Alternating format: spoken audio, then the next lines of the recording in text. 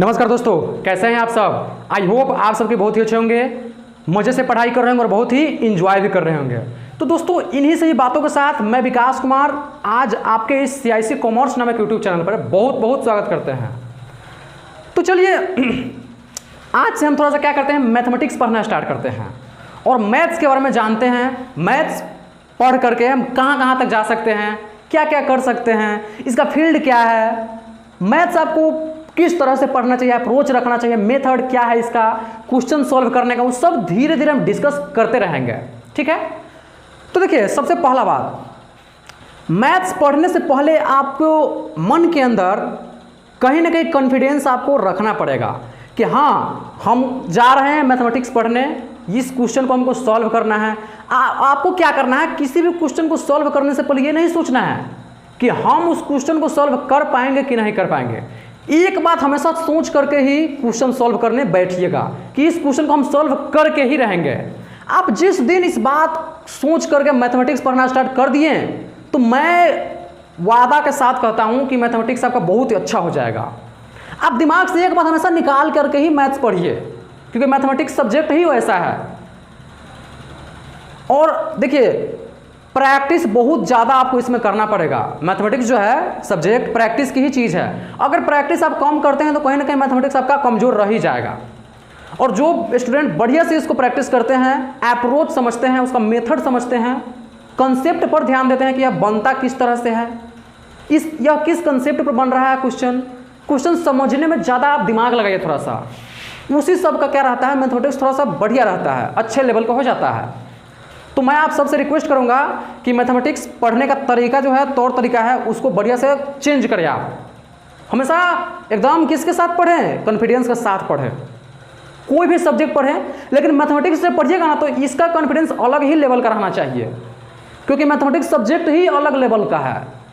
अगर आप खुद पढ़े होइएगा या पढ़ते होइएगा तो आप जानते भी होइएगा। ठीक है।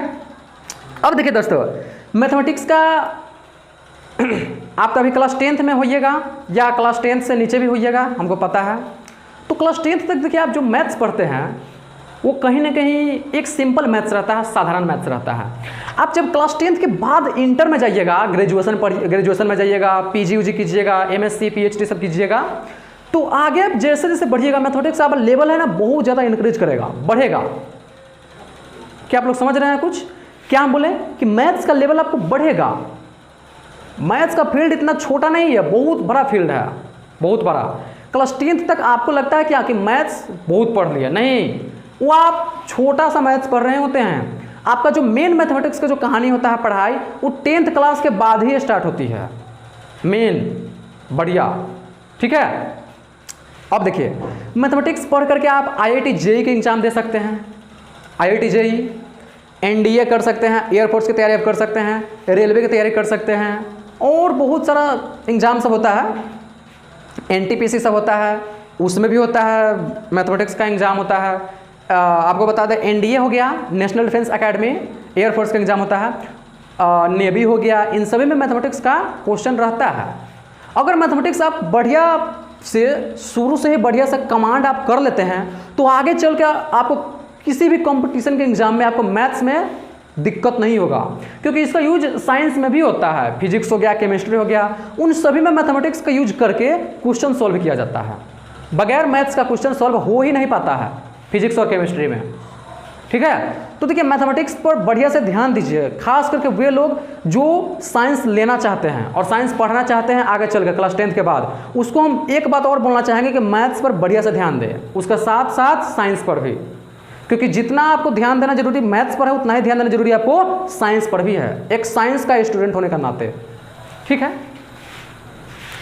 तो चलिए, मैथ्स में हम स्टार्ट करते हैं संख्या से, नंबर से, क्योंकि मैथमेटिक्स जो होता है संख्या पद्धति से ही स्टार्ट होता है, नंबर सिस्टम से। तो पहले हम जानेंगे नंबर आखिर होता क्या है, संख्या, नंबर, संख्या। अब देखिए, आप नंबर के बारे में पढ़े होइएगा हिंदी व्याकरण में, वचन क्या होता है, तो वहाँ पर भी आप क्या बोलते हैं कि वचन उसे कहते हैं जिसमें एक या अनेक वस्तु या व्यक्तियों का बोध होता है। आप वहाँ पे एक या अनेक क्या बोलते हैं, एक जो बोलते हैं वो क्या होता है, नंबर रहता है, डिजिट जिसको आप बोलते हैं। अनेक क्या होता है, मतलब एक के बाद जितना भी हो जाए, उन सभी को आप काउंट करके अनेक बोलते हैं कि एक से ज़्यादा है, कितना भी हो सकता है। वो सब मैथ्स के अंतर्गत आपको देखा जाए तो नंबर सिस्टम में आता है। तो देखिए संख्या 0 हो गया, 1 2 3 4 5 6 7 8 9, इस सबको हम बोलते हैं डिजिट, अंक। इन्हीं अंकों से मिल करके संख्या का निर्माण होता है। जैसे देखें एग्जाम्पल, इस सबको तो हम बोल दिए डिजिट है, 0 से लेकर के 9 तक। अब इसमें से हमको संख्या बनाना है। क्या बनाना है? संख्या। अगर मान लीजिए 1 और 2 को ले लिए, 1 और 2 को, तब 12 एक संख्या बन गया। अगर मान लीजिए यहीं से आप ले लेते हैं 2 1 और अंत में 0 लगा लिए, 210 एक संख्या बन गया, नंबर कि 210 गो लकड़ी हो सकता है या 12 गो लड़का हो सकता है। एक संख्या का निर्माण हो गया। किससे हुआ है संख्या का निर्माण? डिजिट से हुआ है, जिसको हम हिंदी में बोलते हैं अंक। ठीक है, चलिए ये तो हो गया संख्या के बारे में। अब देखिए इन्हीं सभी का यूज करके संख्या के बारे में, संख्या का दो अलग परिवार आता है, जिसको हम बोलते हैं एक वास्तविक संख्या और एक बोलते हैं अवास्तविक संख्या। तो पहले हम पढ़ेंगे वास्तविक संख्या के परिवार के बारे में। वास्तविक संख्या और एक होता है अवास्तविक संख्या।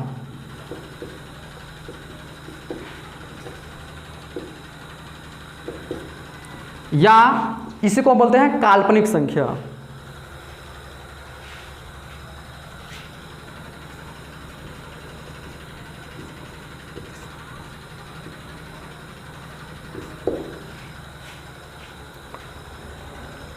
सबको क्या करें, मेरे साथ साथ नोट करते हुए चले। ठीक है, नोट कर लीजिए आप लोग पहले।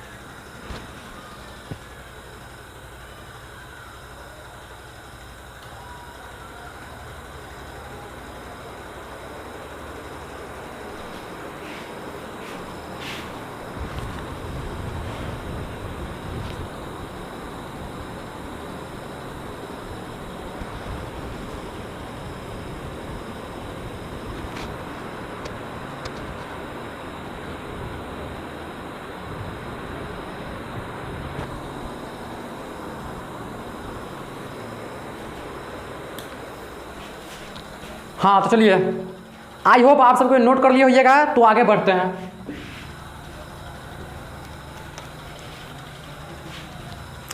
चलिए पहले हम स्टार्ट करते हैं वास्तविक संख्या से। वास्तविक संख्या होता क्या है?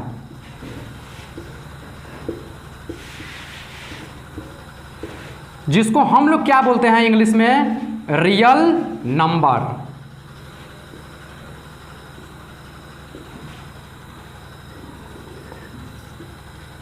रियल नंबर वास्तविक संख्या क्या है? तो देखिए वास्तविक संख्या नाम से ही स्पष्ट पता क्या है, रियल नंबर वास्तविक संख्या। मतलब क्या? वैसा नंबर, वैसा संख्या जिसका वैल्यू जो है ना रियल में होता है, वास्तव में होगा कोई नंबर। या सिंपल में क्या बोल सकते हैं, परिमेय संख्या और अपरिमेय संख्याओं को मिला करके जो भी संख्या बनता है उसको हम बोलते हैं वास्तविक संख्या। या सिंपल में क्या बोल सकते हैं, वास्तविक संख्या के अंतर्गत परिमेय संख्या और अपरिमेय संख्या सभी आता है। ठीक है, तो क्या लिख सकता है डेफिनेशन? परिमेय एवं अपरिमेय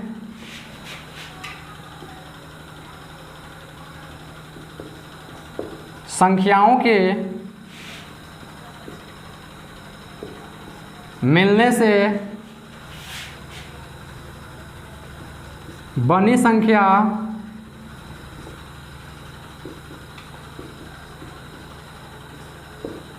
वास्तविक संख्या कहलाती है।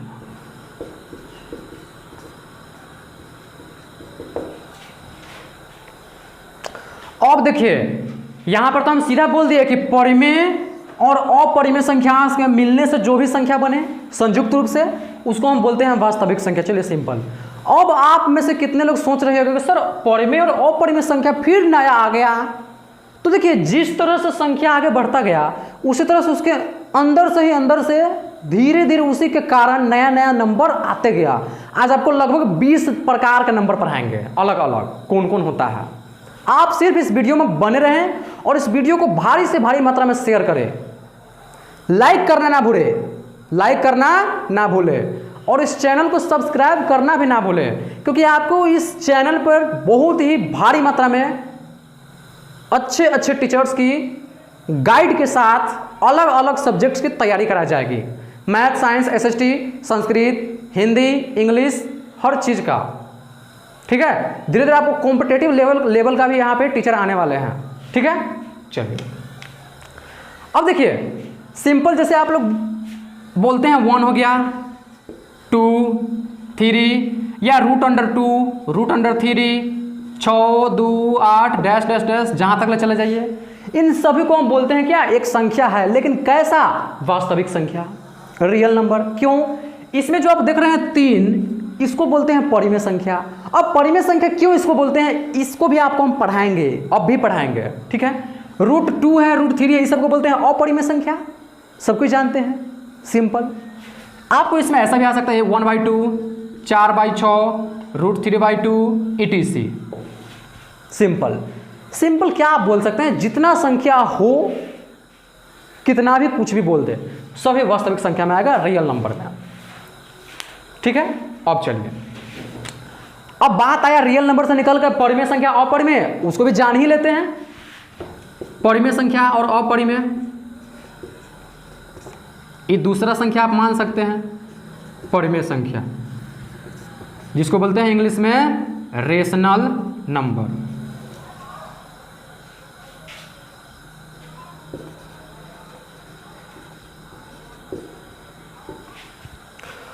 तो देखिए परिमेय संख्या होता क्या है, पहले डिफिनेशन लिखते तब समझते हैं। वे संख्याएं जिसको P/Q के रूप में लिखा जा सके, जहां Q ≠ 0 एवं PQ कोई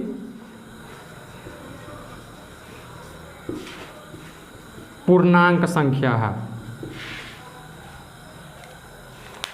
देखिए दोस्तों, आपको हम क्या बतलाएं परिमेय संख्या के बारे में, कि वे संख्याएं जिसको हम P/Q के रूप में लिख सकते हैं, या A/B आप बोल सकते हैं, वो भी सही है, वो भी गलत नहीं है। आपको सिर्फ ध्यान क्या रखना है, थोड़ा सा देख लीजिए। P/Q के रूप में लिखना है, मतलब बट्टा वाला फॉर्म में। सिर्फ ध्यान क्या रखना, Q के बराबर में 0 न रहे। मतलब क्या, बट्टा के नीचे में 0 नहीं रहना चाहिए। क्यों नहीं रहना चाहिए, अब भी आपको हम बता देते हैं। और P और Q जो हो गया, कोई पूर्णांक संख्या रहना चाहिए। अब देखिए, वास्तविक संख्या से निकल के आया है परिमेय संख्या और अपरिमेय। हम परिमेय अभी पढ़ ही रहे थे कि फिर एगो नया संख्या आ गया, पूर्णांक संख्या। अब बोलिएगा सर जी ये क्या हो रहा है, संख्या पर संख्या निकलता जा रहा है, फिर एगो नया आ गया पूर्णांक संख्या। अब उसको भी हम पढ़ेंगे धीरे धीरे, इसको भी पढ़ेंगे, लेकिन कब, पहले परिमेय और अपरिमेय समझ लेते हैं तब। ठीक है, चलिए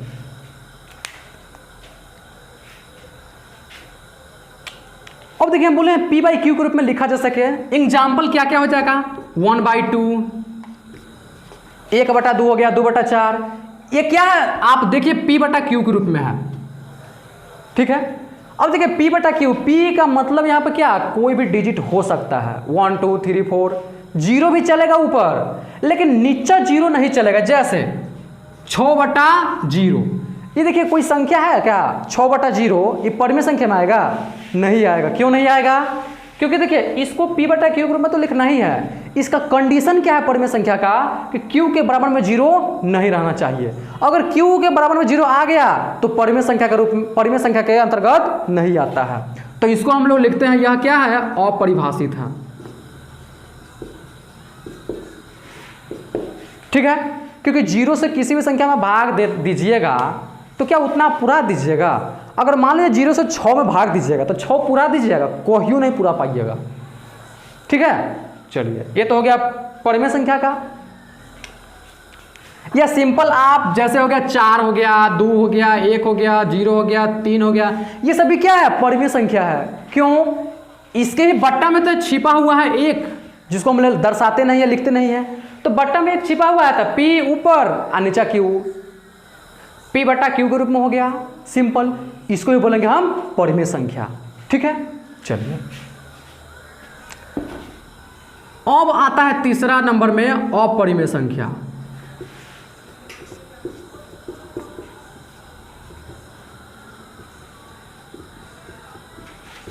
इरेशनल नंबर।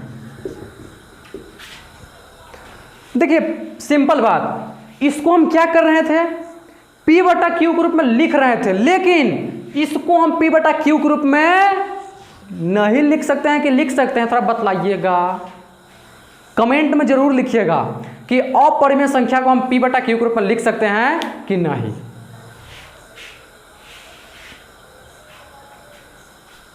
अपरिमेय संख्या को P बटा Q के रूप में लिख सकते हैं, नहीं लिख सकते हैं। ठीक है,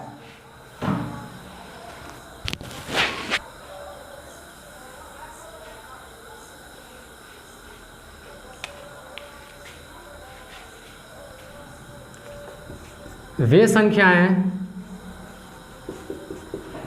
जिसको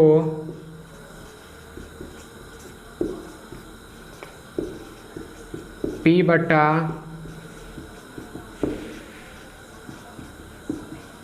के रूप में नहीं लिखा जा सके,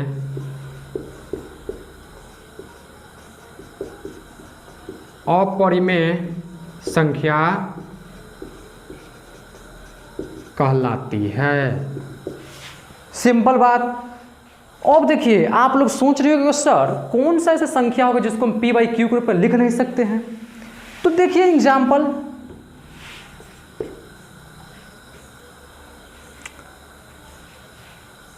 एक बात और आपको हम बतला दें साथ साथ, परिमेय संख्या जो था, अगर यहाँ पे आपको रूट वाला आ जाए, √4, √9, इन सभी को हम बोलते हैं परिमेय संख्या। क्यों, क्योंकि √4 मतलब 4 का वर्गमूल 2 होता है और 2 एक परिमेय संख्या होता है। √9 है, 9 का वर्गमूल 3 होता है और 3 एक परिमेय संख्या होता है। तो देखिए रूट वाला नंबर भी देख करके घबराइएगा नहीं कि यह परिमेय है कि अपरिमेय। सिंपल मतलब समझिएगा कि जिसका जिसका सिंपल रूट निकल जाए वो सब परिमेय, आज जिसका न निकले दशमलव में चला जाए वो अपरिमेय। अब देखिए एग्जाम्पल, जैसे √2, √3, इन सभी का वैल्यू जब आप निकालिएगा तो इसका आता है 1.4, 1.423 आगे तक चलता जाता है, और वह जो है ना अल्टरनेट चलता है, हमको पता ही नहीं रहता है कि इसके बाद 2 आएगा कि 4 आएगा कि 3 आएगा, तो इसीलिए बोल दिया जाता है उसको अपरिमेय। अगर हमको पता चल जाए कि इसके बाद सिर्फ 4 4 4 ही आएगा, तब वो हो जाता है फिर परिमेय संख्या, वो आपको हम बतला देते हैं। एक होता है पाई, जिसका वैल्यू होता है 22/7। पाई होता है अपरिमेय संख्या, लेकिन इसका जो वैल्यू होता है 22/7 वो होता है परिमेय संख्या। क्यों परिमेय संख्या होता है 22/7? क्योंकि उसको हम क्या कर सकते हैं, P बटा Q के रूप में लिख सकते हैं, इसलिए। ठीक है, अब देखिए अपरिमेय संख्या में कुछ अलग अलग टाइप्स के आता है। जैसे आपको मान लीजिए पूछ देगा कि हमको बतलाइए कि 6.2444 यह कौन संख्या है। मान लीजिए पूछ देगा 7.234910988। अब देखिए थोड़ा सा हम दो को अलग टाइप्स के नंबर लिए हैं। एक क्या है 6.2444, एक जो ऊपर वाला नंबर है इसमें हमको पता है, क्या पता है कि इसके बाद सिर्फ 4 4 4 ही आ रहा है और आगे भी 4 4 4 आएगा, हमको पता है, हो गया है। तो इस तरह का जो नंबर होता है इसको हम रखते हैं परिमेय संख्या में। किसमें?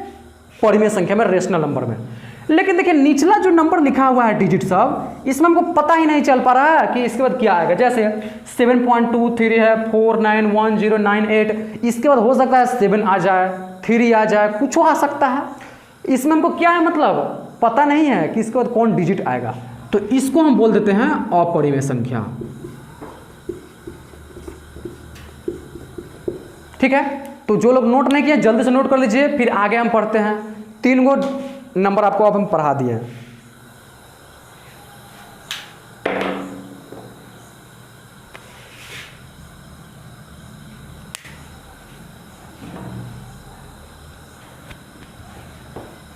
जल्दी से नोट कर लीजिए आप लोग।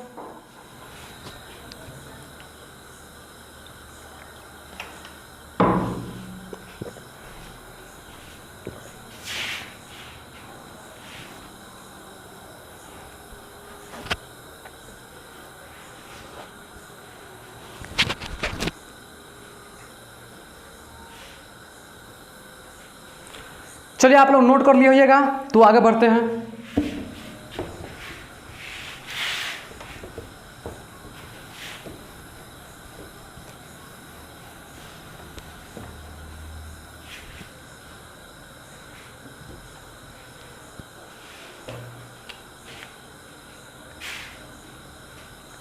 तीन को पढ़ चुके हैं, अब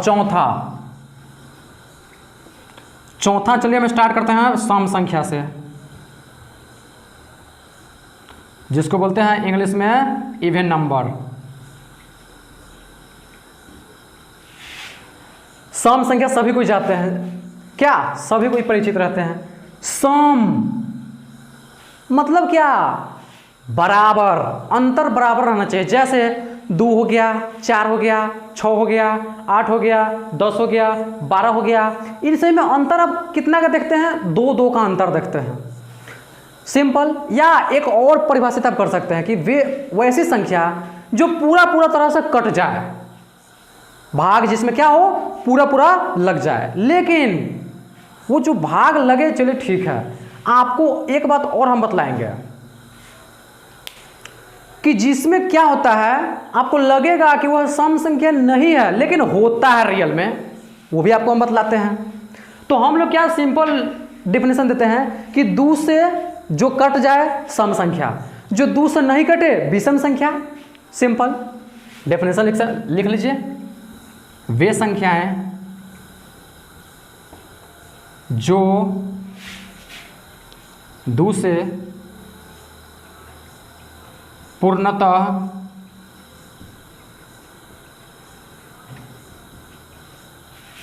विभाजित हो जाती है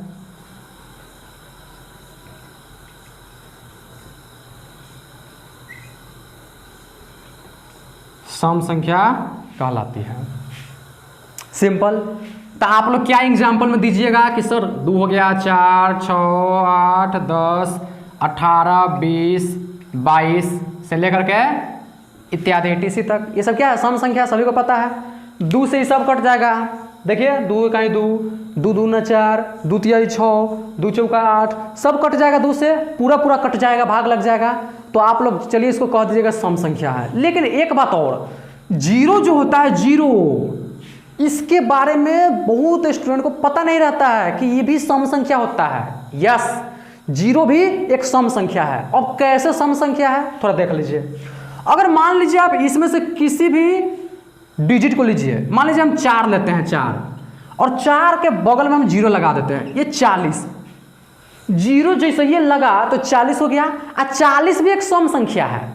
सिंपल मतलब 0 किसी भी डिजिट में लगेगा वह सम संख्या बन जाएगा। इसीलिए ऐसा माना जाता है कि 0 को भी सम संख्या का कैटेगरी में ही रखा जाता है और रखा गया भी है। ठीक है, तो इसको नहीं भूलिएगा कि 0 कौन संख्या है, 0 भी आता है सम संख्या में। ठीक है, चलिए विषम संख्या आप देखते हैं। सिंपल।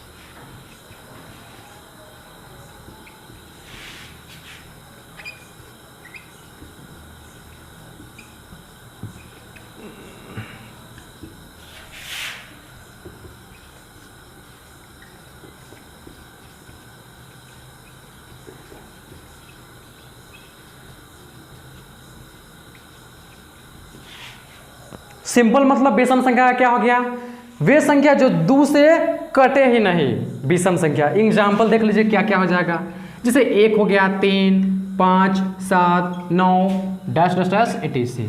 आप 2 से इसमें भाग दीजिएगा, क्या ये कटेगा कभी? एक हाँ कटेगा, लेकिन पूरा पूरा क्या कटेगा, दशमलव में जाएगा।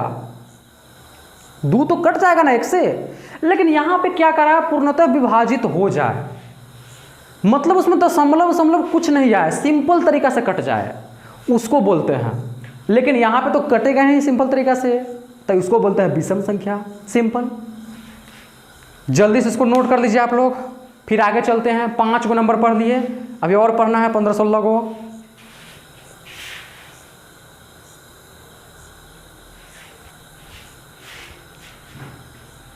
वीडियो को पॉज करें, नोट करें।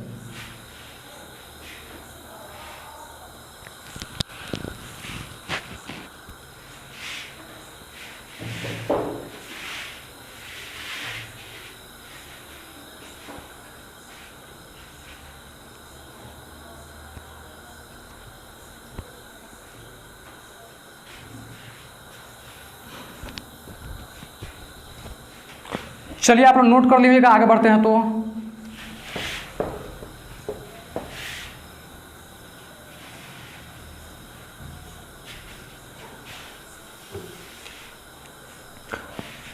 चलिए, वो तो हो गया 5 को था। अब छठा, अब आता है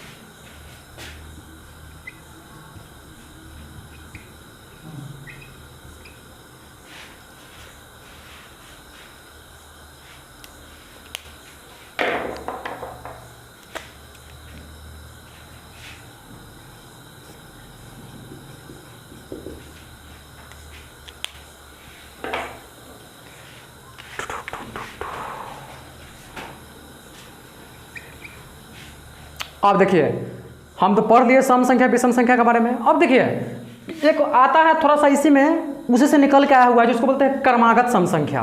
तो देखिए क्रमागत का मतलब होता है क्या, एक सीक्वेंस वाइज चलेगा।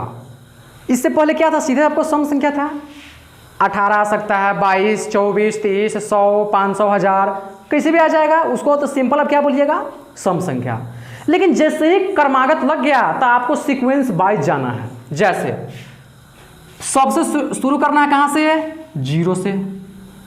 बताएं सम संख्या में आता है 0, फिर 2, 4, 6, 8। अब क्या जाना है आपको, इसके बाद एकदम सीक्वेंस में जाना है आगे। अब 8 के बाद डायरेक्ट 20 नहीं लिख दीजिएगा, सीधा आपको 10 ही लिखना होगा, फिर 12, फिर 14, फिर इससे आगे करके आगे आप जाइए। सिंपल मतलब एक ऑर्डर में लिखिएगा, ऑर्डर वाइज चलिएगा नंबर में, उसको बोलेंगे क्रमागत सम संख्या। आज जिस संख्या को ऑर्डर में लिखिएगा वह संख्या होना चाहिए कौन संख्या, सम संख्या। अब इसी तरह से होता है, सिंपल मिला जुला है, क्रमागत विषम संख्या होता है, इसी तरह का होता है।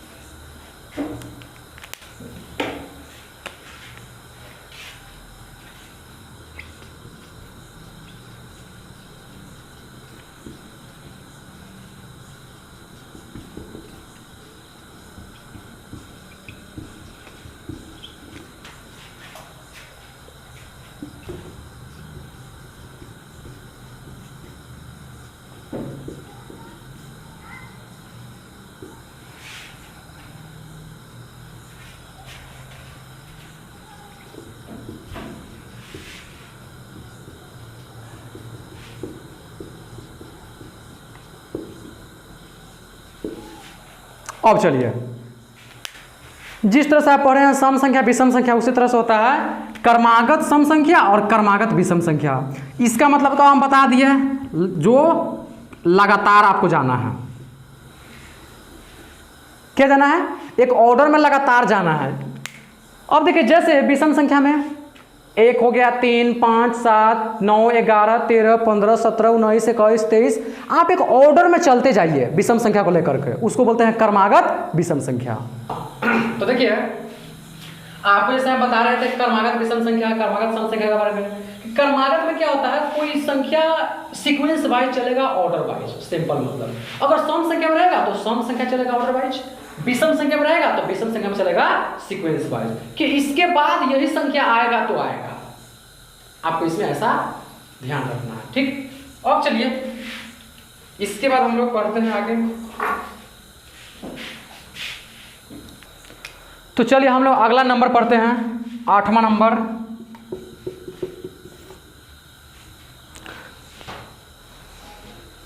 अब देखिए, हम लोग 8वां नंबर पढ़ेंगे अभाज्य संख्या के बारे में। अभाज्य संख्या या इसी को बोलते हैं रूढ़ संख्या, प्राइम नंबर। अब देखिए, अभाज्य संख्या या रूढ़ संख्या एक ही बात होती है, दोनों याद कर लीजिएगा नाम। रूढ़ संख्या के नाम से भी आ सकता है या अभाज्य संख्या के नाम से भी आ सकता है। तो देखिए, प्राइम नंबर सिंपल, इसका मतलब क्या होता है कि वैसा संख्या जो या तो एक से कटे नहीं तो स्वयं से कटे। क्या बोले हम कि वो ऐसी संख्या जो सिर्फ एक से कटे नहीं तो स्वयं अपने से कट जाए, उसको बोलते हैं अभाज्य संख्या। लिख लीजिए डेफिनेशन, वे संख्या जो एक एवं स्वयं से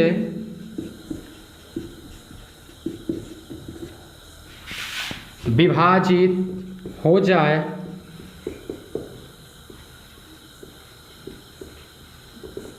अभाज्य संख्या कहलाती है। अब देखिए, एक से कटना चाहिए ना तो स्वयं से। तो देखिए, एग्जाम्पल क्या ले सकते हैं आप, सबसे छोटी अभाज्य संख्या क्या होती है? तो सबसे छोटी अभाज्य संख्या 2 होता है, 3 भी हो जाएगा फिर, लेकिन सबसे छोटी अभाज्य संख्या 2 होता है। क्यों 2 होता है?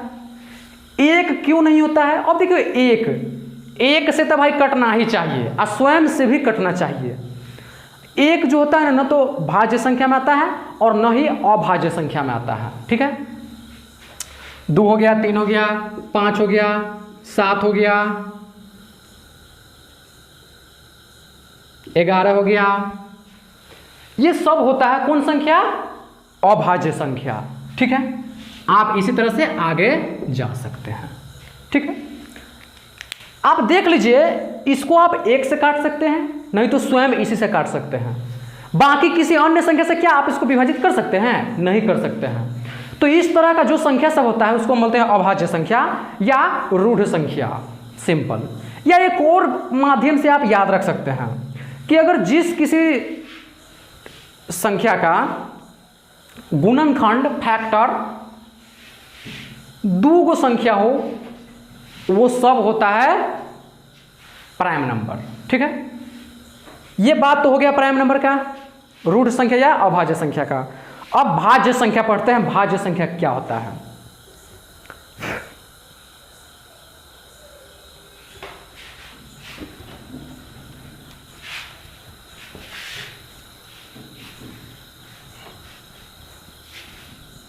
तो चलिए 9वां नंबर आप लोग लिखिएगा, भाज्य संख्या।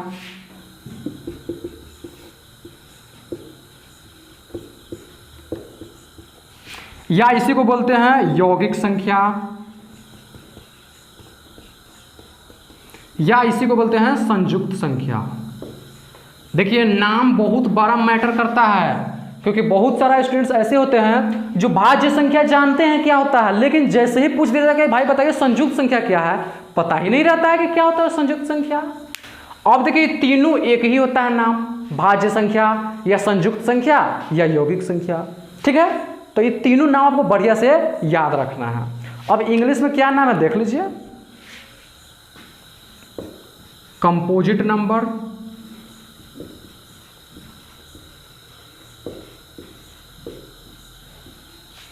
ठीक है।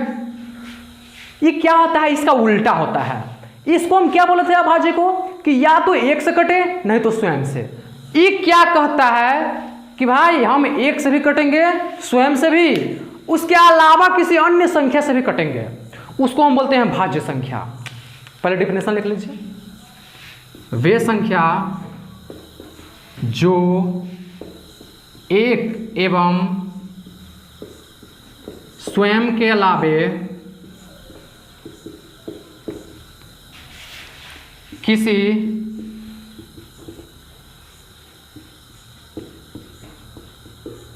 अन्य संख्या से विभाजित हो सके,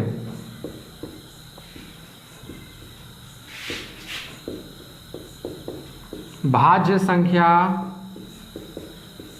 कहलाते हैं। ठीक है। अब चलिए, इतना बात तो हो गया कि वे संख्या जो एक स्वयं और उसके अलावा किसी अन्य संख्या से भी कट जाए। मतलब क्या, आप जितना भी इसमें लिखे हैं अभाज्य संख्या में, वो सब भाज्य में नहीं आएगा, उसके अलावा आएगा। अब देखिए एग्जाम्पल, जैसे 4 से स्टार्ट होता है। 4 देखिए 1 से भी कट जाता है, 2 से भी कट जाता है, सभी को पता है, और 4 से भी कट जाता है। आपको क्या बोले, 1 से कटना चाहिए स्वयं से, उसके अलावा किसी अन्य संख्या से भी। 1 से तो कट ही रहा है, स्वयं मतलब 4 से भी कट रहा है। ये दोनों के अलावा भी एक संख्या है 2 जिससे ही कट रहा है 4। तो इस तरह के हम संख्या को बोलते हैं भाज्य संख्या, संयुक्त संख्या या यौगिक संख्या। ठीक है, इसको नोट कर दीजिए आप लोग बढ़िया से।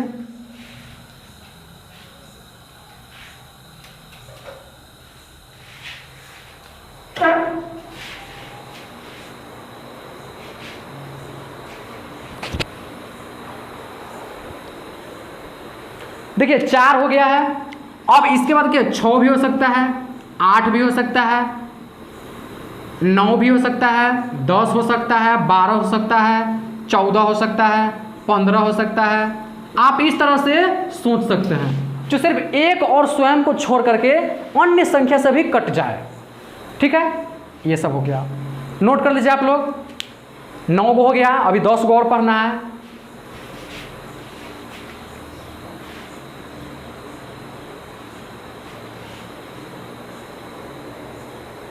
चलिए, आई होप आप लोग नोट कर लिए होइएगा। तो 10वां नंबर हम लोग पढ़ते हैं, क्या है। 9 को तो संख्या हो गया।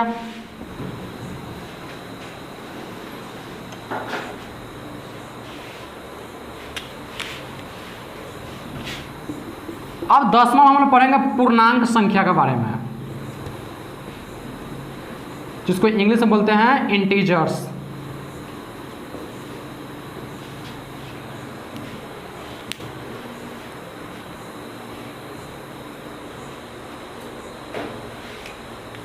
अब देखिए पूर्णांक संख्या क्या होता है, पहले डेफिनेशन। प्राकृत संख्या और पूर्ण संख्या को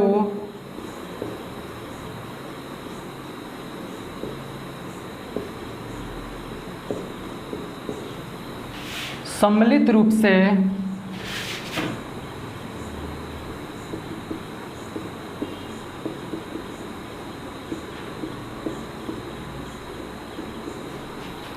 पूर्णांक संख्या कहते हैं।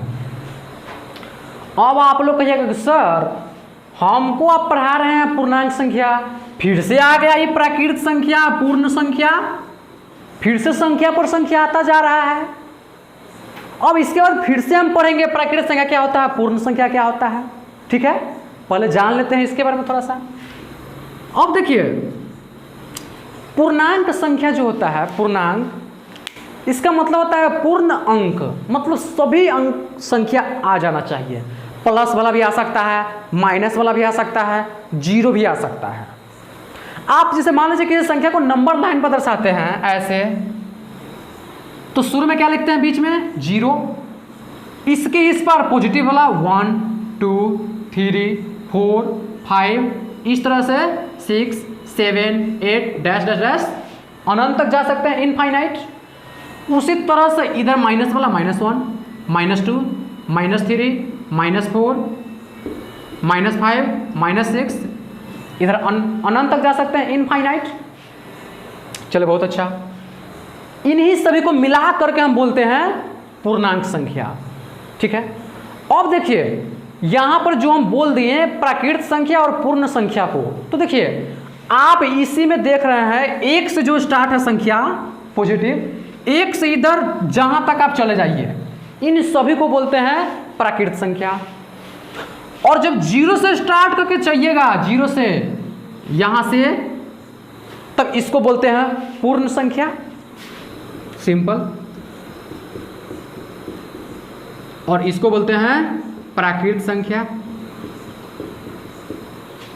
ठीक है, इसका हम डेफिनेशन में लिखवा देते हैं आगे। अब देखिए एक बात और, इसमें भी आपको है ना अलग आ सकता है कि हमको बताइए धनात्मक पूर्णांक संख्या क्या है, ऋणात्मक पूर्णांक संख्या क्या है। तो जितना पॉजिटिव वाला सब है, प्लस वाला, उन सभी को बोलेंगे धनात्मक पूर्णांक संख्या, और जितना नेगेटिव वाला है, माइनस वाला, उन सभी को बोलेंगे हम ऋणात्मक पूर्णांक संख्या।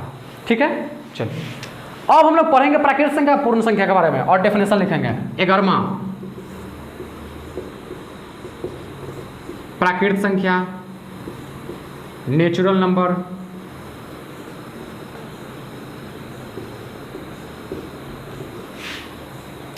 देखिए एक बात आपको पहले हम बता दें, प्राकृत संख्या जो है कहीं ना कहीं हमारे पृथ्वी पर नेचर रूप से देखा जाए तो यह प्रेजेंट था, उसका क्या धीरे धीरे हुआ, खोज हुआ।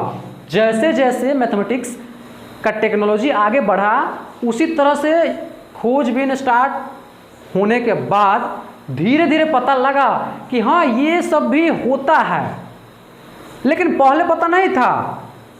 धीरे धीरे क्या हुआ, डेवलप करने के साथ साथ सब कुछ पता चला कि ये सब भी हमारे पृथ्वी पर है, लेकिन हमको पता नहीं था। तो उन्हीं सभी को बोलते हैं प्राकृत संख्या। आप सिंपल में लिख सकते हैं क्या, गिनती की संख्या को प्राकृत संख्या कहते हैं।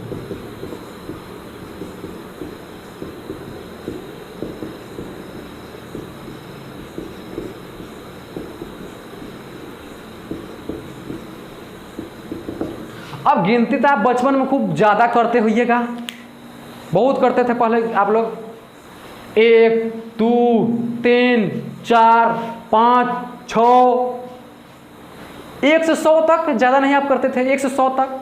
क्या तो अब जितना ही गिनती गिनते थे, स्टार्ट कहाँ से करते थे, 1 से। तो 1 से ही हमको स्टार्ट करके आप जहाँ तक चले जाइए, उसको बोलते हैं प्राकृत संख्या, सिंपल। Example 1 2 3 4 5 6 7 8 9, infinite. आप जहां तक चले जाइए, सिर्फ पॉजिटिव वाला। ठीक है, चलिए ये तो हो गया भाई प्राकृत संख्या का बात। पूर्ण संख्या भी जान ले। 12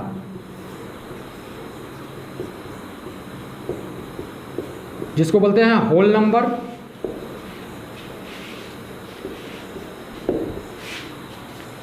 अब देखिए इसमें आपको क्या करना है, कुछ नहीं, आप सिंपल लिख सकते हैं प्राकृत संख्या में 0 शामिल कर देने से पूर्ण संख्या बन जाता है, सिंपल।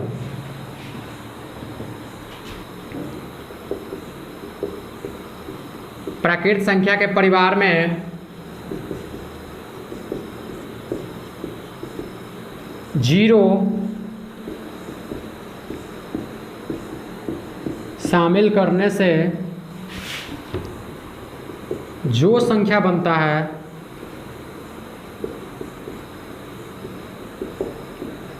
उसे पूर्ण संख्या कहते हैं।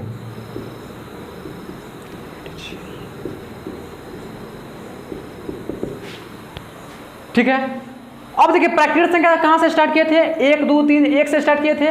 ये सभी इसमें भी आएगा, लेकिन सिर्फ अंतर क्या रहेगा, 0 रहेगा पूर्ण संख्या में मतलब पूरा आ जाएगा इसमें जितना होता है। 0 से स्टार्ट होगा पूर्ण संख्या, प्राकृत संख्या 1 से स्टार्ट होगा, सिंपल। 0 से 0 1 2 3 4 5 6 7 8 9 डैश डैश डैश etc। इसको हम बोलते हैं पूर्ण संख्या, होल नंबर। ठीक है, नोट कर लीजिए आप लोग। 12 को हो गया, 7-8 को और पढ़ना है।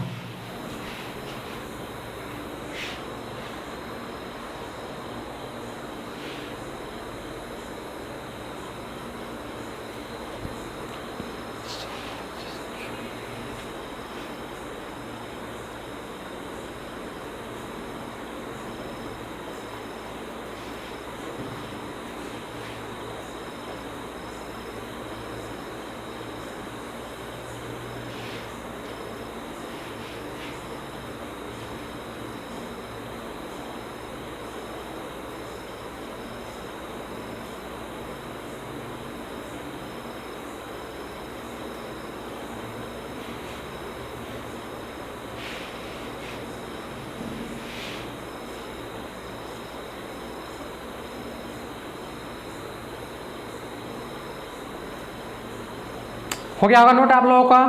तो चलिए आगे हम बढ़ते हैं। 12 के बाद 13वां स्टार्ट करते हैं।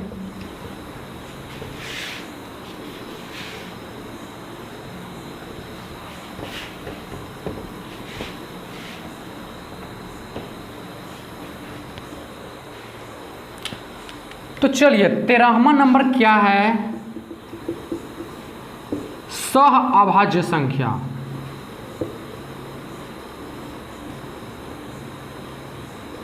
या इसी को बोलते हैं असहभाज्य।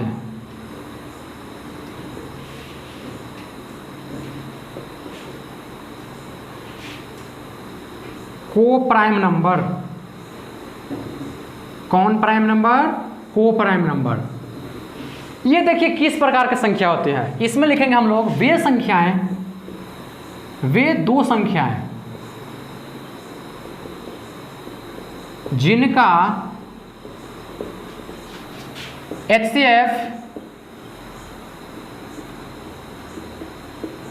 1 होता है,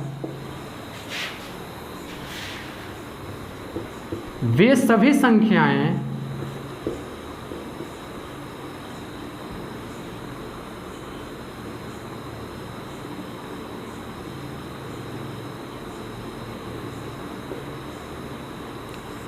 सह अभाज्य संख्या कहलाती है। ठीक है, सहअभाज्य संख्या का क्या हम बोले हैं? मतलब कि वे संख्याएं दो को लीजिएगा कम से कम, तब बतला सकते हैं आप। उस दोनों संख्याओं के एक दूसरे का HCF निकालने पर अगर 1 आता है वैल्यू, महत्तम समापवर्तक 1, तो बोलिएगा आप क्या कि वह जो दोनों संख्या है नंबर एक दूसरे के सहअभाज्य हैं। जैसे एग्जाम्पल, पहला एग्जाम्पल 3 और 5 आप ले सकते हैं। 3 और 5 को थोड़ा सा HCF कर लीजिए आप लोग। 3 एकाएं 3 2, फिर 2 से 3, 2 एकाएं 2 1, 1 से फिर काट दीजिए, 1 यहाँ पे बच गया, यही तो मेरा है HCF, सभी को पता है। तो इस तरह का जितना भी संख्या सब होता है, 3 5 हो गया, और आगे आप ले सकते हैं, बहुत सारा हो जाएगा, 7 9 भी हो जाएगा। तो वो सब एक दूसरे का क्या होता है? सहअभाज्य संख्या होता है। सिंपल मतलब जिस दो संख्याओं का HCF महत्तम समापवर्तक 1 होता है उसको हम बोलते हैं सहअभाज्य संख्या या असहभाज्य। ठीक है,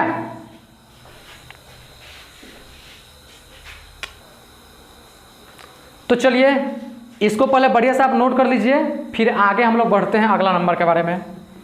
14वां एक बहुत ही स्पेशल नंबर के बारे में जाना जाता है मैथ्स में, जिसमें क्या है हमारे स्टूडेंट्स लोग को पता ही नहीं रहता है, नाम सुन करके ही वह चौंक जाते हैं कि हाँ ये भी नंबर होता है। उस नंबर का नाम है रामानुजम संख्या। देखिए क्या होता है रामानुजम संख्या।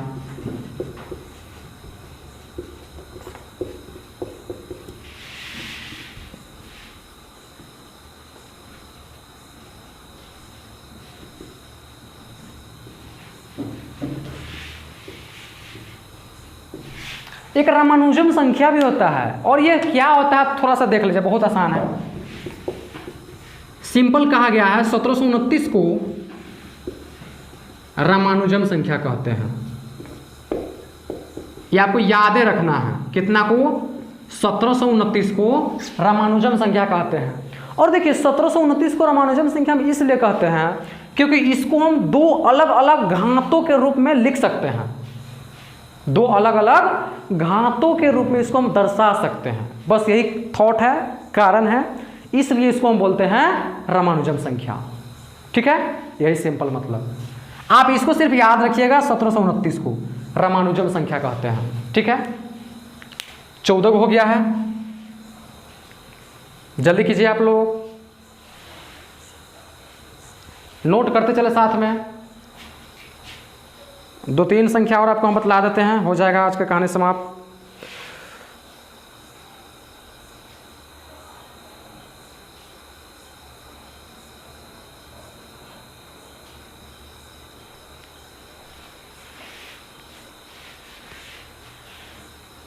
चलिए, आई होप आप लोग नोट कर लिए होइएगा। चलिए आगे बढ़ते हैं। 14 हो गया है, अब 15वां हम लोग देखते हैं। 15वां नंबर क्या है? एक 15वां नंबर आता है संपूर्ण संख्या, परफेक्ट नंबर।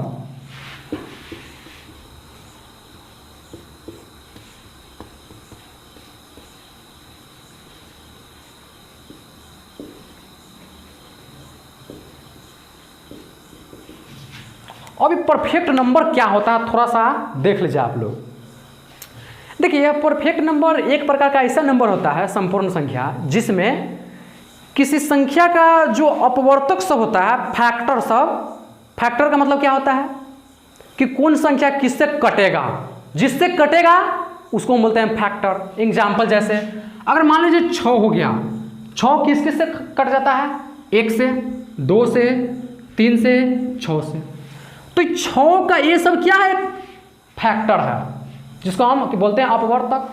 तो देखिए यह भी क्या होता है, इसी से रिलेट करता है परफेक्ट नंबर, कि अगर मान लीजिए कोई संख्या है 6, अगर मान लीजिए किसी संख्या का आप फैक्टर निकालते हैं, तो फैक्टर का जोड़ करने पर, योगफल करने पर अगर इस संख्या से दुगुना आ जाए, इसको हम बोलते हैं संपूर्ण संख्या, परफेक्ट नंबर। जैसे हम एग्जाम्पल एक लिए हैं 6, देखिए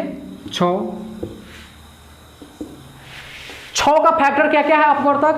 1, 2, 3, 6। और इस सब का जोड़ करके देखो तो 1 + 2 + 3 + 6 कितना होता है? 6, 3, 9, 2, 11, 1, 12। अब देखो हम किस संख्या का फैक्टर निकाले हैं? 6 का। फैक्टर का जोड़ करने में कितना आ गया? 12। 12 क्या है? 6 का भाई क्या है? ये दुगुना है, 2 टाइम्स। दुगुना है 2 टाइम्स। तो इसी तरह का संख्या को हम बोलते हैं संपूर्ण संख्या। लेकिन ये संपूर्ण संख्या जो होता है बहुत कम है, ज़्यादा नहीं है। एक होता है 6 के बाद 28, इसका भी आप कर सकते हैं। 1, 2, 4, 7, 14, 28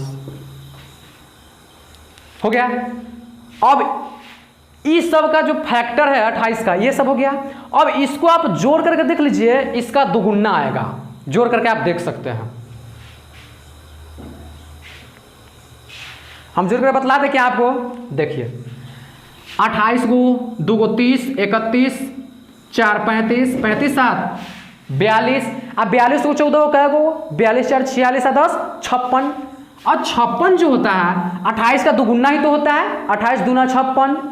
तो ये क्या संख्या एक दूसरे के संपूर्ण संख्या में आता है। 6 हो गया परफेक्ट नंबर, 28 हो गया परफेक्ट नंबर। इसी तरह से आगे भी आता है 481, ठीक है, बहुत आगे तक ले जाता है, बहुत कम है। आप दो को संख्या सिर्फ याद रखिए कि 6 और 28 परफेक्ट नंबर में आता है, ठीक है, जानकारी के लिए। अब चलिए एक हम लोग 16वां पढ़ते हैं, जुड़वा अभाज्य संख्या।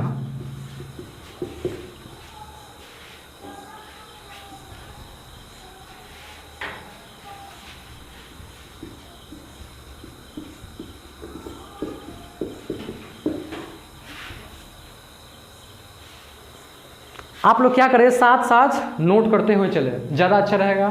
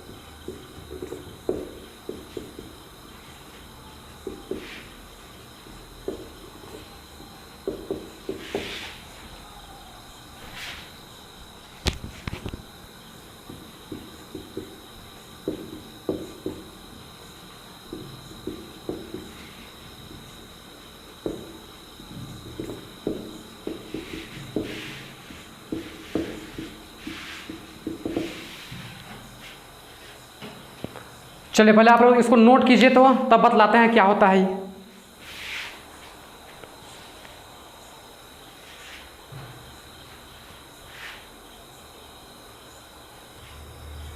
चलिए तो देखिए जुड़वा अभाज्य संख्या देखते हैं क्या होता है। ट्विन प्राइम नंबर बोलते हैं इसको इंग्लिश में। देखिए ये क्या होता है, दो अभाज्य संख्या के बीच जब एक अभाज्य संख्या उपस्थित होता है तब उसको बोलते हैं जुड़वा अभाज्य संख्या। एग्जाम्पल से समझिए आप लोग, जैसे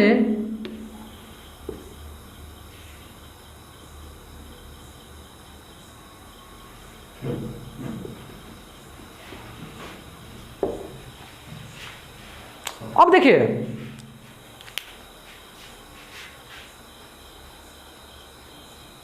तो देखिए हम एग्जाम्पल से समझना चाह रहे थे कि जुड़वा अभाज्य संख्या क्या होता है। जैसे देखिए 3 5 एक क्या है, 3 हो गया और 5 भी एक अभाज्य संख्या में आता है। आपको हम पहले ही पढ़ा चुके हैं। 3 क्या है, एक और स्वयं से कट सकता है।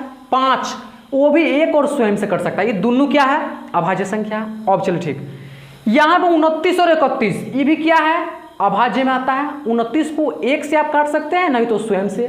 इसके अलावा क्या कोई संख्या है जिससे कट जाए, आपको मिलेगा ही नहीं, मिलेगा ही नहीं, या मिलेगा बात छोड़ दीजिए, ऐसा कोई संख्या होता ही नहीं है जो एक और स्वयं के अलावा किसी अन्य संख्या से कट जाए 29 या 31।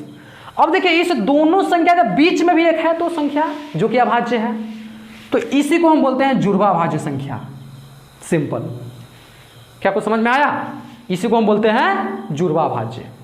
हम तो यहाँ पे एक लेकर के बतलाए हैं, आप इससे भी आगे जा करके खोज कर सकते हैं, निकाल सकते हैं, होता है ऐसा, आगे भी जाइएगा तो ठीक है। तो चलिए दोस्तों, आज के क्लास में मैथमेटिक्स में हम क्या जाने हैं, बेसिक कॉन्सेप्ट्स के बारे में जाने हैं। मैथ्स का फील्ड कहाँ तक है, क्षेत्र कहाँ तक है, इसका यूज कैसे होता है, किस क्षेत्र में होता है, कहाँ पर होता है, मैथ्स पढ़ने का तरीका सब क्या है, आपको अप्रोच क्या रखना चाहिए, किस तरह से किस मेथड से हमको सॉल्व करना चाहिए, ठीक है। ये सब हम बढ़िया से आपको हम बतला चुके हैं इस वीडियो में। कुछ हम मैथ्स के हिस्ट्री के बारे में बात कर चुके हैं, सब हम बतला चुके हैं। और आज स्पेशली हम मैथ्स में क्या पढ़े हैं, नंबर सिस्टम के बारे में पढ़े हैं, संख्या पद्धति के बारे में, कि संख्या सब होता क्या है, कितने प्रकार का सब संख्या सब होता है, आपको हम स्पेशली इस वीडियो में कंप्लीट करा चुके हैं, ठीक है। तो आप लोग क्या कीजिएगा, बढ़िया से इसको पढ़ लीजिए। फिर से मैं क्या करूंगा, नेक्स्ट वीडियो से, नेक्स्ट क्लास से मैथमेटिक्स को पैरेलली आगे बढ़ाएंगे और क्लास 10th का बुक का सॉल्यूशन के साथ आपको हम आगे बढ़ाने की कोशिश करेंगे। तो आप जाए नहीं कहीं, इस वीडियो में बने रहें, पढ़ते रहें, और इस वीडियो को लाइक करना भी ना भूलें, सब्सक्राइब करना ना भूलें इस चैनल को, और हमारे इस वीडियो को भारी से भारी मात्रा में शेयर करें। तो मिलते हैं नेक्स्ट लेक्चर में, तब तक पढ़ते रहें, मुस्कुराते रहें, हंसते रहें, खेलते रहें। मिलते हैं नेक्स्ट लेक्चर में, तब तक के लिए ओके बाय।